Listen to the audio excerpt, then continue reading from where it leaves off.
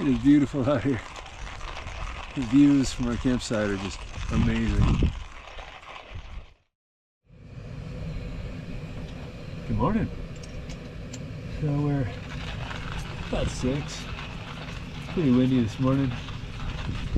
Making some coffee. And then we're going to get packed up and get on the road. Going to meet up with Johnny Taco and Jeff from the Adventure Squad team. And I believe somewhere around the rim, somewhere on the north rim of the Grand Canyon, but we'll see what that looks like. Anyway, it's been pretty windy. Just gonna get packed up and get out of here. All right, well, let's get on the road. This episode is brought to you by CB Built. Jason and the crew over there keeping this rig on the road. Happy to support you in all of your adventures. Take a moment, check them out. Waking up here after an incredible day of exploring the Mogollon Rim with Jeremy from Friedman Adventures, I can't keep but reflect on just how impactful and amazing our way of life really is. I met Jeremy a couple of years ago on dirt road in the middle of the San Juans in Colorado. 2 guys in trucks crossing paths in the high country. One quick conversation that turned into a friendship. We've kept in touch, but living 7 to 8 hours apart means most of the time it's simply a text about a new piece of gear or maybe a rig update. Yet somehow, at least once a year, we manage to rendezvous for a day or two of exploring a night under the stars. It always amazes me how easy it is just to pick up right where we left off, load up, hit a trail, and fall right back into the rhythm of adventure and shared passion. Today, I'm packed up and rolling out to meet a couple more buddies. I don't get to see them nearly enough either. From here, the plan is to wind our way through Arizona and Utah for the week. We'll be exploring, camping, and just soaking in everything this landscape has to offer. Jonny and Jeff have been the driving force in actually getting this channel up and running, and I'd be lost without their help. On this trip, my drone decided to throw a tantrum, so I've made the call, and I will simply fuel the adventure, literally. I'll be cooking the food, I'll be keeping the batteries charged, and they'll be sharing some drone footage throughout the series. These are truly great times we're living, and I'm incredibly thankful for these 2 gents and the experiences we get to share out here. Alright, so we made it to the end of the dirt road. And getting ready to get on the highway. Just gonna pull over here real quick. Get some stuff ready. I gotta get some stuff charging and stuff while I'm on the road. But yeah, we're gonna jump on the highway here for a bit, and then maybe try to go out to Flag and try and find some trails around Flagstaff, or check in with the guys and see where they are, and I don't know, meet up somewhere along the way. So. Asphalt's no fun to shoot, no fun to see, so I'll see you guys later.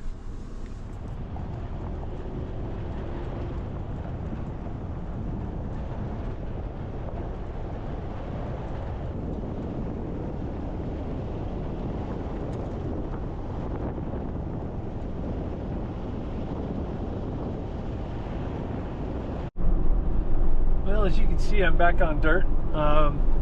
Checked in with the guys, they're still at camp, so I decided to take the long way. Found a used Onyx, jumped on Onyx, grabbed the snap to a route, and found some interesting things. I found a lookout, and I found a couple of lakes, and I found a way to connect it from here all the way to Flagstaff. So I figured, hey, let's go, right? Well, I was trying to do the drone thing, but for some reason my drone controller is telling me I need to log into my account, and it won't do that through a Bluetooth connection for some reason. I have to wait for Wi-Fi. So hopefully when I run into Johnny Taco outdoors this evening over camp, I can borrow some Starlink and we can get the drone functional, because right now it will fly like, I don't know, 10 feet or something like that. It just doesn't really care to go very far. So and it tells me it's beyond reach because it's not logged in. And so anyway, long story short, me and my drones, they never seem to work out. We'll see you guys. So I'm headed out to this lookout, and I found something else that's kind of interesting.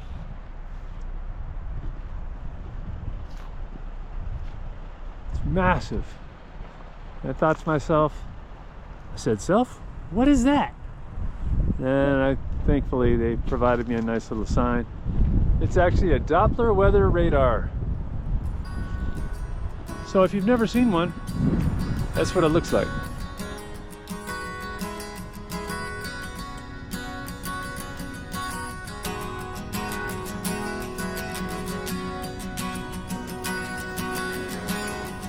Once we were past the Doppler, we pointed the rig towards Flagstaff. Unbeknownst to me, this leg of the journey would take considerably longer than I had planned.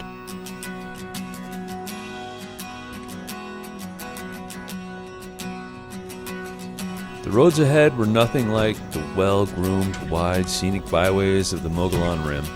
Instead, they were deeply embedded with large rocks, slow, technical sections that forced us to crawl, pick our lines more carefully.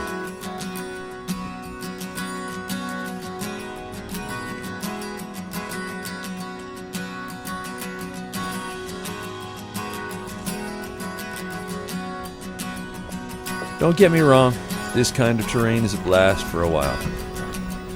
There's something satisfying about feeling the truck flex and roll over obstacles, hearing the suspension work, and knowing that you've earned every single mile.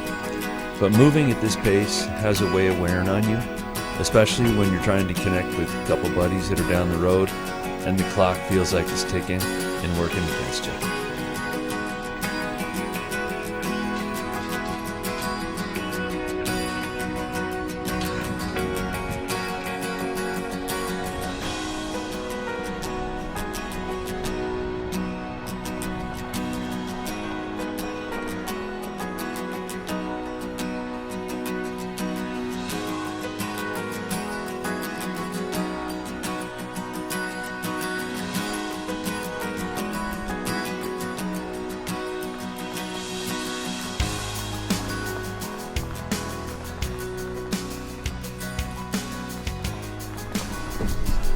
I love seeing deer, the animal outside. It's a whole family. A lot of deer in that group. Anyway, we're done with that little slow slog, man. That thing was just, it wasn't super technical, but it was just a bunch of deeply embedded rocks, and it was a slow go. So now we're back on track, making some time.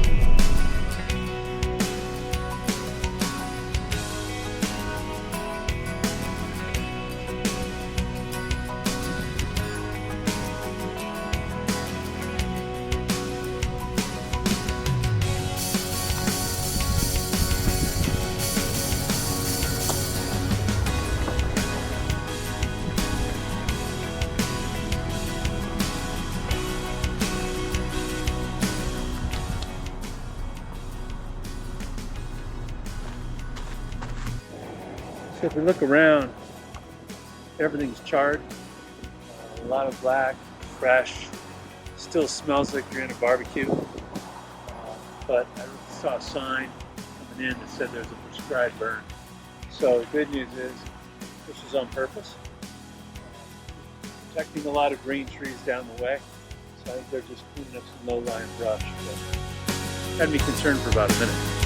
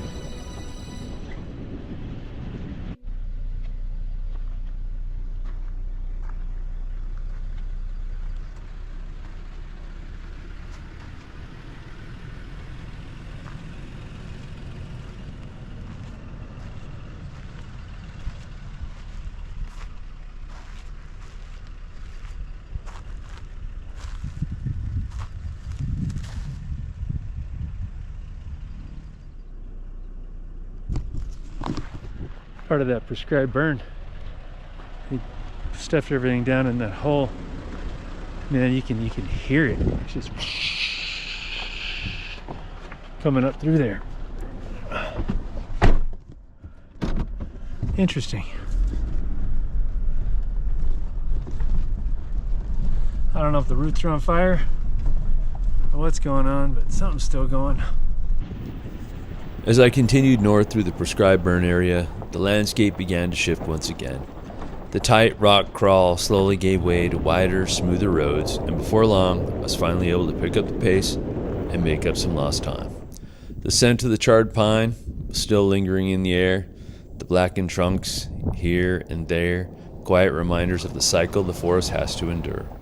Looking forward to new growth, which would hopefully be pushing through, bringing a sense of renewal to all the hillsides very, very soon. Thankfully, the roads were also well marked, which gave me a much-needed boost of confidence that I was actually headed in the right direction. After creeping along for so long, being able to move with purpose, knowing I was on the right track, to meet up with the guys, felt like a second wind. Or did it? Had I spoken too soon?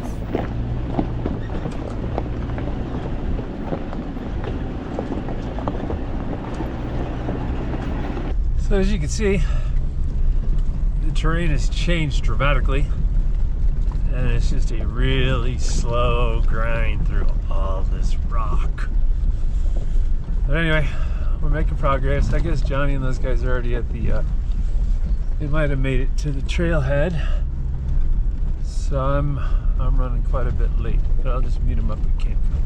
So looks like this is called Grapevine Canyon. Just came across a marker, and it's a slow slog, man. It's finally, you can see, finally got red dirt again. We've just been rolling over rocks after rocks after rocks, going 2, 3, maybe 5 miles an hour. I'm hoping it lets up here pretty quick. I need to get going, but I'm working my way out towards, I guess, Mormon Lake. And then from there, I think I can get on some better forestry service roads and expedite the process. So, but it is beautiful out here. I mean, it is a whole nother world from where I've been. But back there was just a lot of volcanic rock, and that was not fun. Get back on the trail. I just needed a little break. Oh, this is a happy face me. We're off that little trail and it's wide open.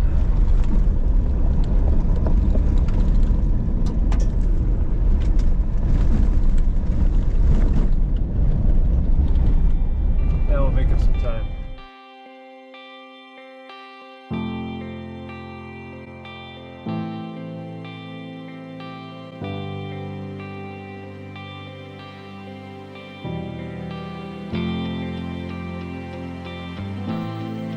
As I buzzed down the open highway, admiring the beautiful red cliffs to my right towering over the landscape, I had no idea I had just driven right past the trail where both Jonny and Jeff were airing down.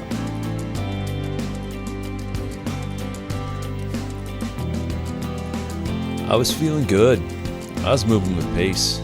I was finally making progress.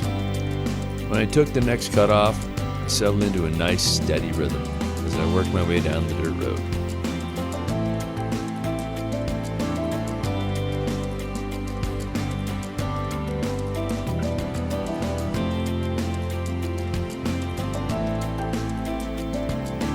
A few minutes later, something caught my eye way off to the left. Far across the terrain, I noticed 2 trucks, moving along the road running parallel to mine. At first, it was just a curiosity, some other adventurers out enjoying the day, but as the distance closed and our routes began to merge, it became clear what was really happening. Once our roads joined, we realized we'd been unintentionally chasing each other, each thinking the other was ahead. That moment of recognition, dusty trails converging, windows down, hands waving, and the perfect kickoff to the adventure we've been trying so hard to reconnect for.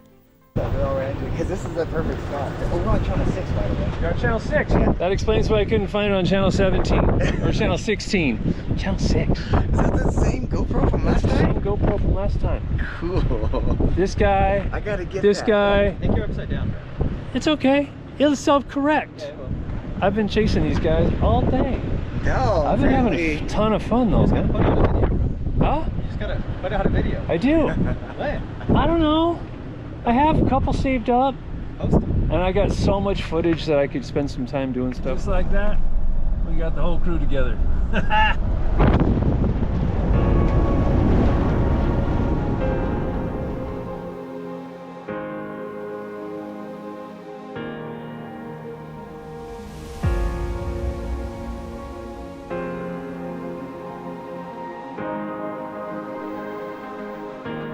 And just like that, the three amigos were together again.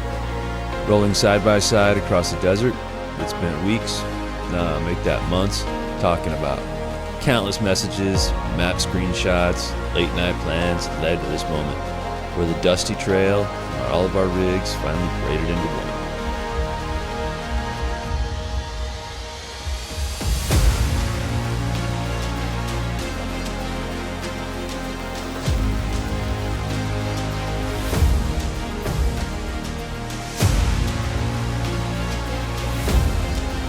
There was something incredibly satisfying about it. All the anticipation, the logistics, the missed turns and rocky miles earlier in the day. Suddenly, they all felt worth it.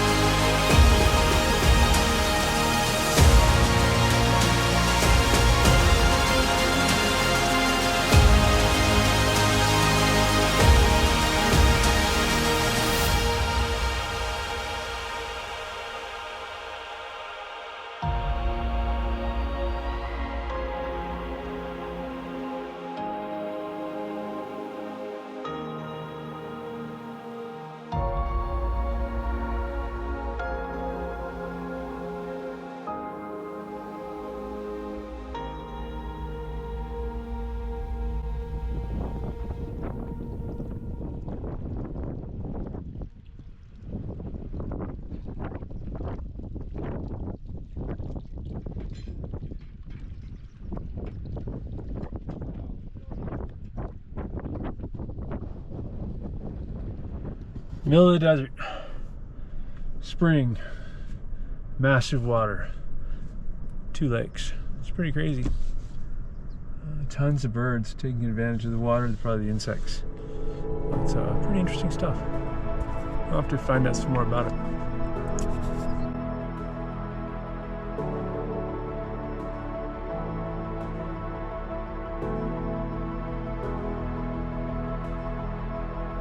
As we pushed deeper into the open expanse, the horizon stretched wide ahead of us, the sun hanging high, and the energy in the cab was electric. We were finally doing it. Working our way across the rugged desert, we were on a collision course with one of the 7 wonders of the world, an iconic destination that had fueled so much of this adventure. The thought of rolling up to this edge, under our own power, after everything it took to get here, added a whole new layer of excitement to the journey.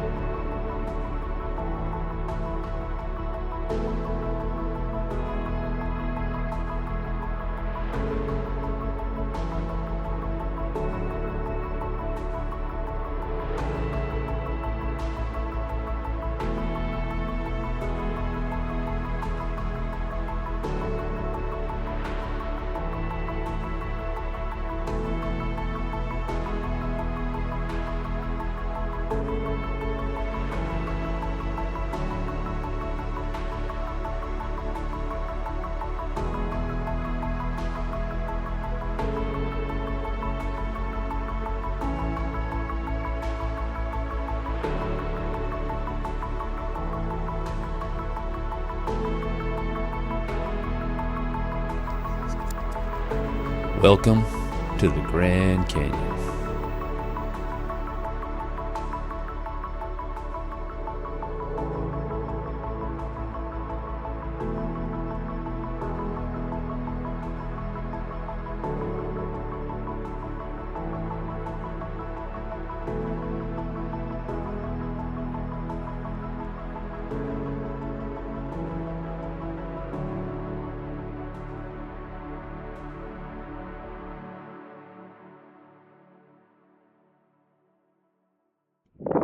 Hey guys, so the drone is still being a little bit weird. I can't log into it, so it's not working, which is really a bummer because we found camp, and camp is pretty amazing. You see the trucks over behind me there, and right here we have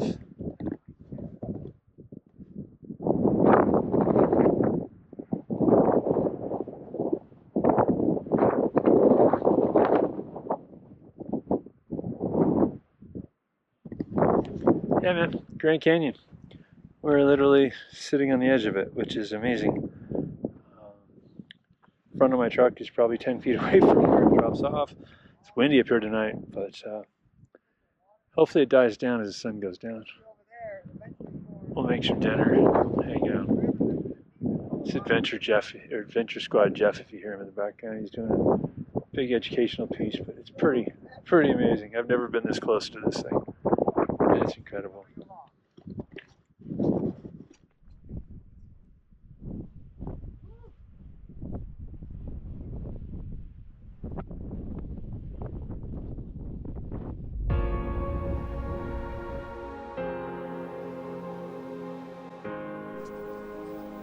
Once we were settled, or at least as settled as one can be when surrounded by this level of immenseness, we set out to make camp, get some dinner going. Jonny threw down some steaks, Jeff brought some potatoes, I fired up the scuttle and pulled it all together. It was Sunday after all, and we had a mission. Beyond just filling our stomachs, we had to make Jonny's live premiere via Starlink. There was something surreal about it. 3 trucks perched on the edge of the vast desert, the sun dipping low, the canyon breathing below us, and yet here we were, grilling, laughing, streaming a YouTube premiere from the middle of nowhere. It's the perfect blend of modern adventure, off-grid, but still connected just enough to share the moment with the wider community. I wish I could say the wind died down. I wish I could say that we had an amazing night sleeping out on that outcropping surrounded by the Grand Canyon and all of its grandeur, but the reality was far less romantic. The wind just kept building, gusting well over 40 miles per hour with no sign of letting up. Chairs were tumbling, tents were straining, and anything not tied down was making a break for the canyon. After fighting it well into the night, we finally accepted the truth. There was no way we were getting any real rest out here. So long after dark, we pulled up stakes, packed up the essentials, and moved to a more sheltered location tucked back from the rim. It was the dramatic campsite we'd imagined, but it offered one thing we desperately needed, and that was sleep.